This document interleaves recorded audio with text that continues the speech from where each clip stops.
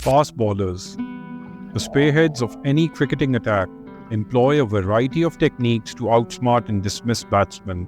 Their arsenal includes deliveries that range from toe-crushing yorkers a tremendous delivery there from Wazir to deceptive low full toss. Slow balls that invoke an out-of-time shots, but in the annals of cricket history, there exists a potent weapon, feared and revered in equal measure: the bouncer.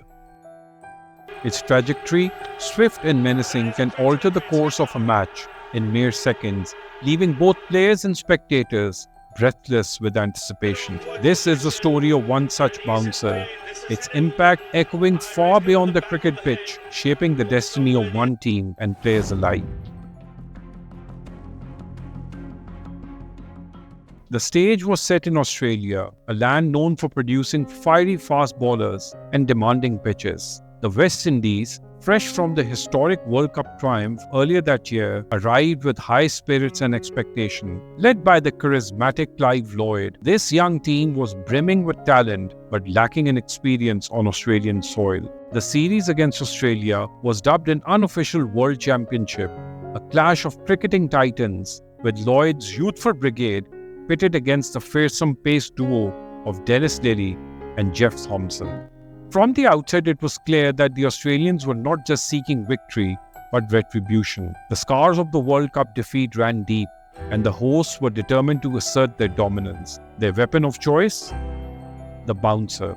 A short-pitch delivery aimed at unsettling batsmen, challenging their technique and, in most cases, their courage. Match after match, the West Indian batsmen found themselves under siege. Ribs, fingers, shoulders all became targets as the relentless Australian pacers unleashed a barrage of bouncers. The young West Indian players, many on their first tour to Australia, were taken by surprise for such hostility. The series results were damning, a 5-1 thrashing in favour of Australia. But beyond the scoreline, the psychological impact on the West Indies was profound. Their confidence shattered, their camaraderie fractured, their fame and glory questioned. They returned home a shadow of the World Cup champions they had just been months before. The Indian team took advantage of their vulnerability, picking apart a demoralised West Indian team in the subsequent series. On returning home, Captain Clive Lloyds made a crucial decision. He decided to create a battery of fast bowlers who could instill fear the same way the Australians had done to them. In the very next series, Lloyd went to the field with 4 fast bowlers, armed with the same directive the Australians had received. What happened next was a taste of what was to come for the next 15 years. It was the first step in creating a team that would dominate world cricket for the next decade. As this new bowling attack took shape, another transformation was shaping up on the sidelines.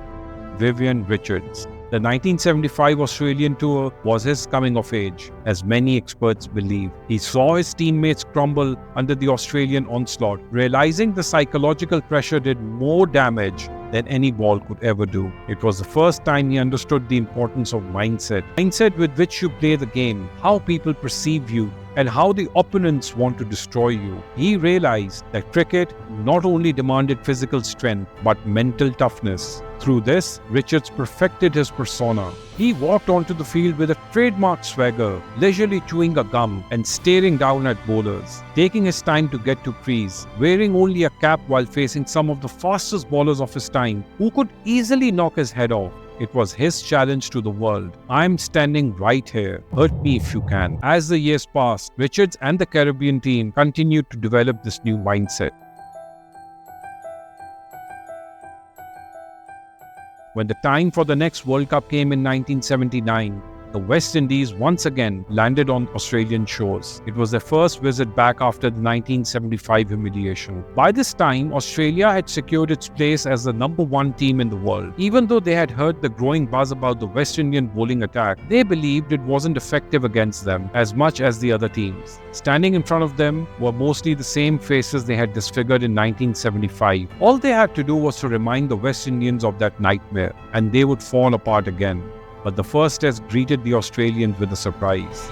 The West Indians stood with their backs straight, taking on the challenge. The match was closely fought, leaning towards the West Indies most of the time. Even though it ended in a draw, it was seen as an insult. Australia, the best team in the world, did not expect a match drawn on their turf. In the second test, the Australians came out all guns blazing, especially eyeing the one batsman who had single-handedly dismantled their bowling, Viv Richards, the man of the match of the first test. On the first day, Hogg delivered a bouncer that struck Richards on the head, the player who symbolized the West Indian spirit, who single-handedly took the attack to the bowlers, had taken a fall. There was a hush around the ground and in the Caribbean dressing room. The players in the pavilion had a flashback to 4 years ago, to that humiliating destruction that had started the same way. The nightmare had been rekindled. What happened next would decide the entire series, if not the future crown of cricket. You cannot afford to let your opposition know when you're ahead. They stand up and they look you in the eye and they look back, and we have this little staring match for a while. You know when you would have got the better of them.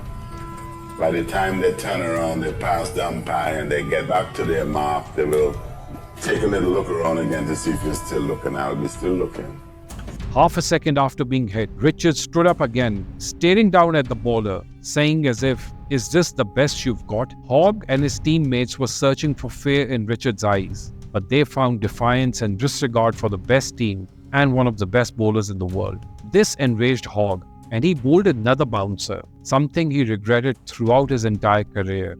The next 50 minutes were spent destroying Hogg in every way imaginable. Richards was paying back to him, making sure that he never dared to bowl another bouncer to any of his teammates again. Hogg bowled just 5 more overs in that match, with each costing him 10 runs per over. He had to retire her due to a sprained back and did not return to the ground for nearly a year. But this was just the beginning of an onslaught that Australia wasn't prepared for.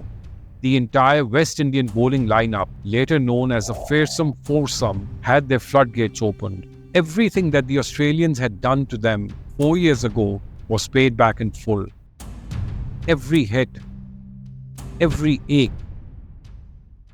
every broken bone, every bruise was accounted for. By the end of the onslaught, the Australians had lost 2 back-to-back matches. The West Indies had won a test series on Australian soil for the first time. Viv Richards, despite his groin, leg and back injuries due to the retaliatory Australian response, scored 396 runs in just 4 innings, averaging 96.5. At the end of the tour, the crown had changed hands. The West Indies soon won another World Cup and continued to dominate Test cricket for the next 15 years. This series taught the cricketing world a valuable lesson that a bouncer is an amazing weapon, but like any weapon, it cuts both ways. And there are people out there who, with the strength of their mind, can turn your weapon against you.